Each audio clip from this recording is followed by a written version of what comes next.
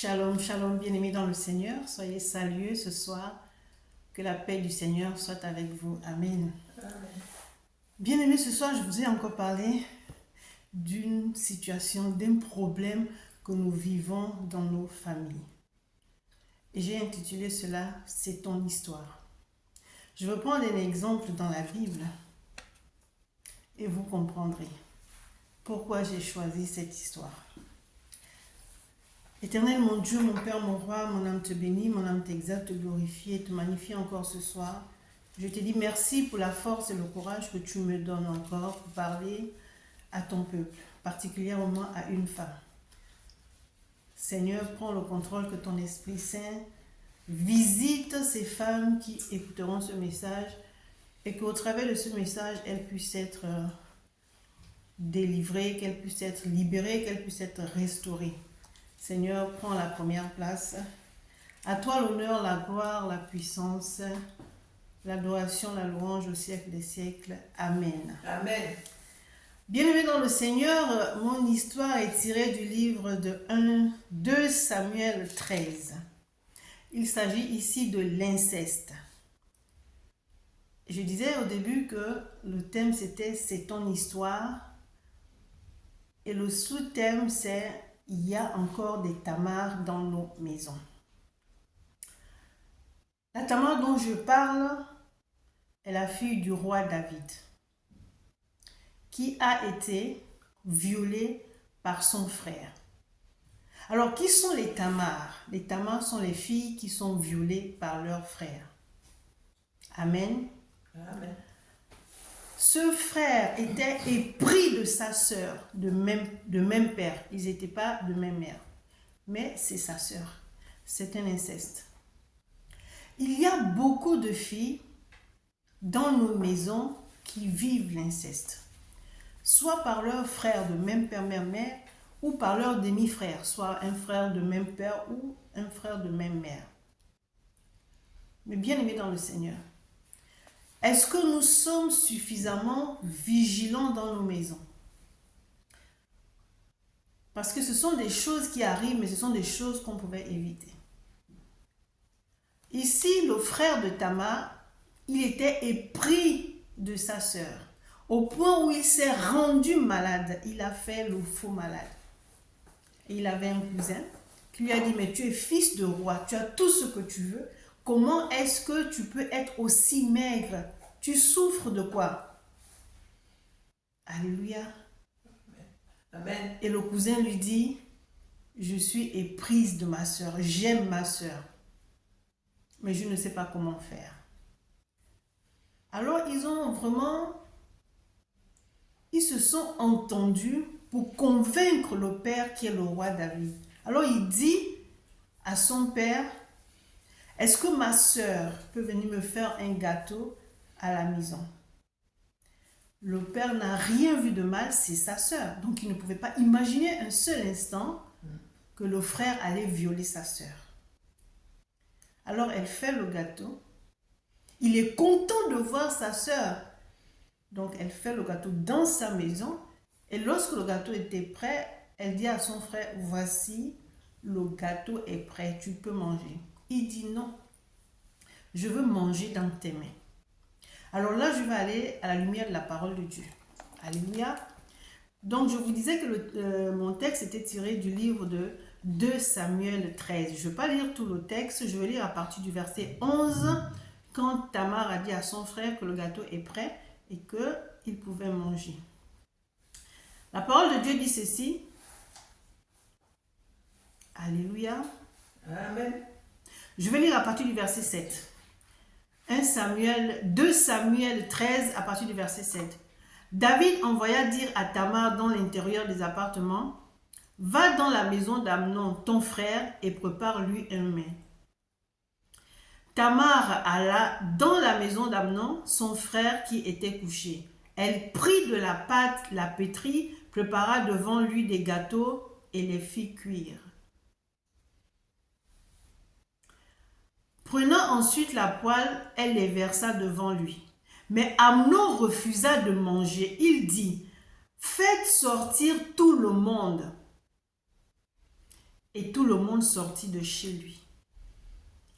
Tout le monde sortit de chez lui. Alors Amnon dit à Tamar, apporte le mets dans la chambre et que je mange de ta main.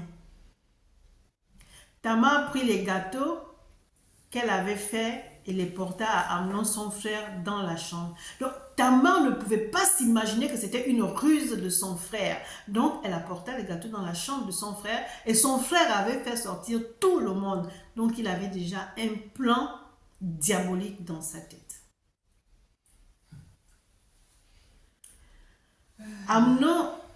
Tamar prit les gâteaux qu'elle avait faits et les porta à Amnon son frère dans la chambre. Comme elle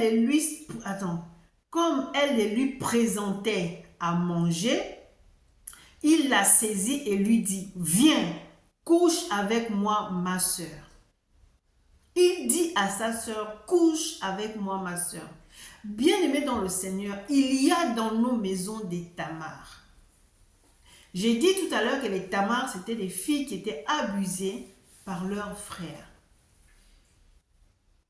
Comment tu vas dire à ta soeur, viens et couche avec moi?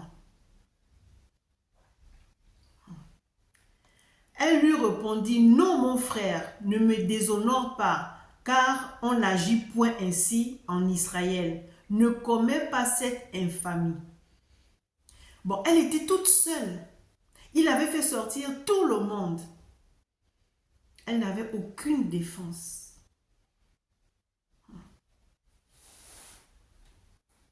Où irai-je, moi, avec ma honte? Et toi, tu seras comme l'un des infâmes en Israël. Maintenant, je te prie, parle au roi et il ne s'opposera pas à ce que je sois à toi. Certainement, avant, les frères et sœurs pouvaient se marier, mais il fallait l'accord des parents. Parce que ce qu'il a fait, il a déshonoré sa sœur. Il a déshonoré sa sœur. Certainement, s'il avait demandé au roi David qui voulait de sa sœur, il aurait peut-être accepté puisqu'elle dit ici, où irai-je avec ma honte? Et toi, tu seras comme l'un des infâmes en Israël. Maintenant, je te prie, parle au roi et il ne s'opposera pas à ce que je sois à toi. Mais il ne voulut pas l'écouter. Il lui fit violence, la déshonora et coucha avec elle. Vous savez, il y a des filles, d'aucuns me diront, mais même les garçons sont violés. Mais là, je parle des filles, je parle des femmes. Cette fille n'avait aucune défense.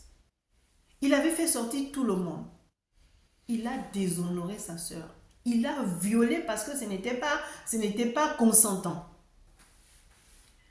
Et je voudrais dire à une Tamar ce soir que certainement ton bourreau te menace et te dit, si tu parles, tu verras ce que je vais te faire.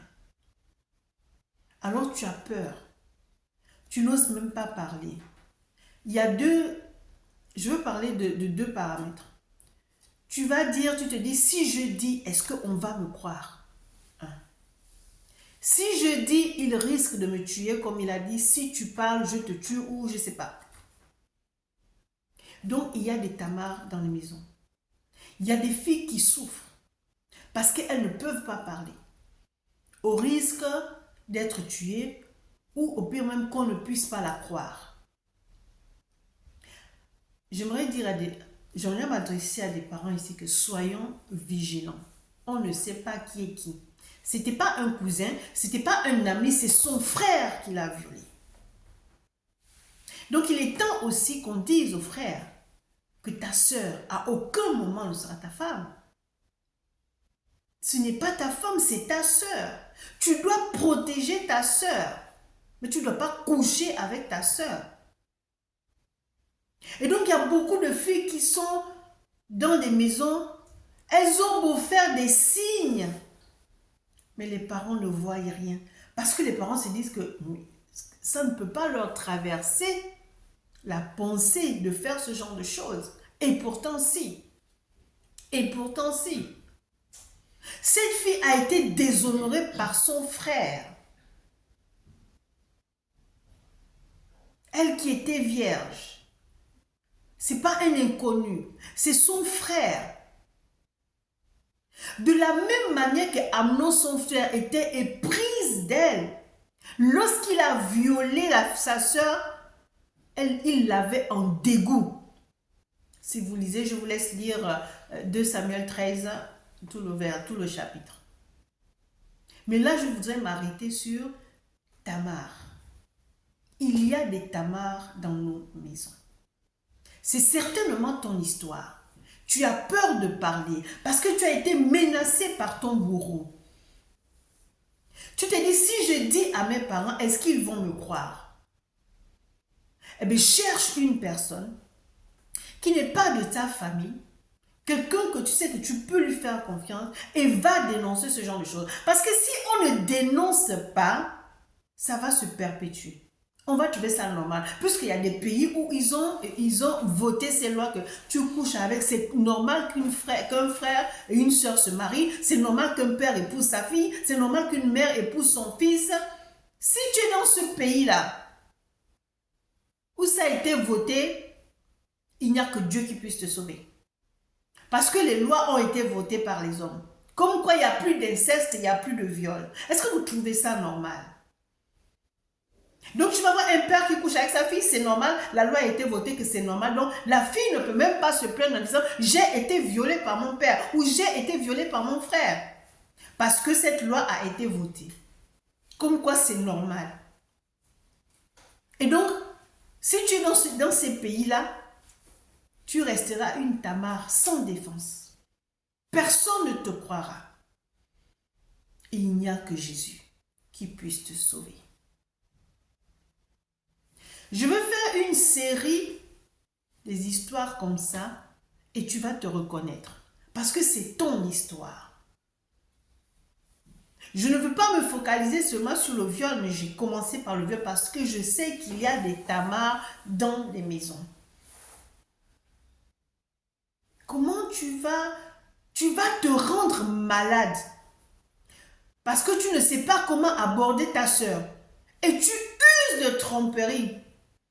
Tu mens que tu es malade, que tu aimerais voir ta soeur. Et ta soeur, sans se poser des questions, c'est mon frère, je vais prendre soin de mon frère. Et voilà ce que tu fais à ta soeur.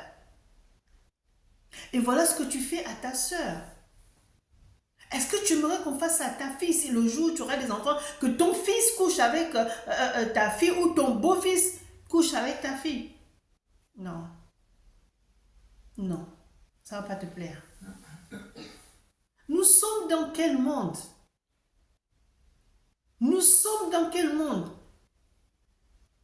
Où 2 hommes couchent ensemble, 2 femmes couchent ensemble, des femmes qui couchent avec des bêtes. Et vous trouvez ça normal? Et il y a des pays qui ont légalisé cela. Mais je voudrais m'arrêter sur les Tamars. Il y a des mamans qui ne prennent pas soin de leurs enfants. Ta fille vient auprès de toi, veut essayer de te parler, tu es toujours fatigué, tu n'as pas le temps. Pourquoi c'est toujours moi? Va voir ton père. Mais il y a des choses qu'une fille ne peut pas parler avec son père. Donc, elle veut s'adresser à sa mère. Tu connais comment est ta fille. Elle n'a pas l'habitude de te dire, maman, est-ce que... Maman? Non, elle n'a pas l'habitude de te solliciter. Mais tu remarques que depuis un moment, l'enfant te sollicite. Mais tu ne fais pas cas. Quand tu n'es pas là, tous les jours, elle subit la même chose. Tous les jours, c'est comme si c'était un rituel. Les parents ne sont pas là. Et bien, ce n'est pas une relation constante. C'est-à-dire qu'on te... Bien aimé dans le Seigneur, vous le savez, quand tu n'as pas été violé, tu peux peut-être banaliser le viol. Mais lorsque tu as été violé, tu ne peux pas le banaliser. Ce n'est pas possible. Alors ces filles, elles pleurent.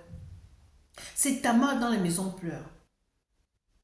Et ces bourreaux, pour eux, l'âge, ce n'est pas un problème. Même un enfant de 1 an, 2 ans, on a vu ça. Vous dites que les réseaux sociaux mettent n'importe quoi. Non, les réseaux sociaux ne mettent pas n'importe quoi tout le temps. Hein. Tu vas aller... comment tu peux aller mentir aux gens que, voilà, on a violé ma fille. Et ça se fait, ça, la personne, si la personne vient sur Facebook, sur les réseaux sociaux et montrer sa fille comment on l'a violée, c'est pour alerter les parents en disant, il faut faire attention. Les enfants ne sont pas à l'abri. Tu fais confiance à la personne que tu gardes à la maison. Mais même les nounous violent vos enfants. Ils vont mettre les enfants devant la télé en train de suivre des films X et tout, et elles passent à l'acte. Ce sont des tamards. Ces filles qui se font violer dans la maison. Et surtout par leurs frères. Maman rentre à 18 h. Vous êtes là depuis le matin, vous êtes à la maison, peut-être vous êtes en vacances. Et ta fille se fait violer à une heure bien précise. Et tu ne remarques rien.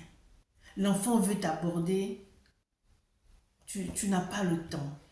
On est imbu de notre personne. On n'a pas le temps pour nos enfants. On a passé une journée difficile, ou avec le mari ça ne va pas, alors que l'enfant ne vient pas m'embêter. Et vous voyez comment on passe à côté des choses cruciales comme ça. Ta fille. Vous imaginez? Et une fois de ce viol peut naître un enfant. Et tu n'as pas le droit de tuer l'enfant. Tu es obligé d'accepter cet enfant. Parce que j'aimerais vous dire, une fois j'ai posé la question au Seigneur, que mais si de ce viol vient un enfant, on fait comment? Il a dit que c'est lui qui donne la vie, c'est lui qui reprend la vie. Donc on n'a pas le droit de tuer. Toi tu voudrais avorter, tu ne vas pas avorter. Est-ce que j'encourage le viol? Non. Je vais dire aux parents, faites très attention. Vous ne savez pas qui vous gardez dans vos maisons. Tu prends le fils de ton mari comme ton fils. Donc c'est le frère de tes enfants. Tu prends le fils de ta femme comme ton fils. C'est le frère de tes enfants. Ce sont des frères. Mais voilà ce qu'ils font. Ils viennent violer. Ils usent de ruse. Et ce sont des personnes très gentilles. Alors j'aimerais interpeller une mère ce soir en disant, sois vigilante. Pourquoi pas les pères aussi? Soyez vigilants. Regardez tout ce qu'on enseigne aux enfants à l'école. Donc ils viennent appliquer ça à la maison.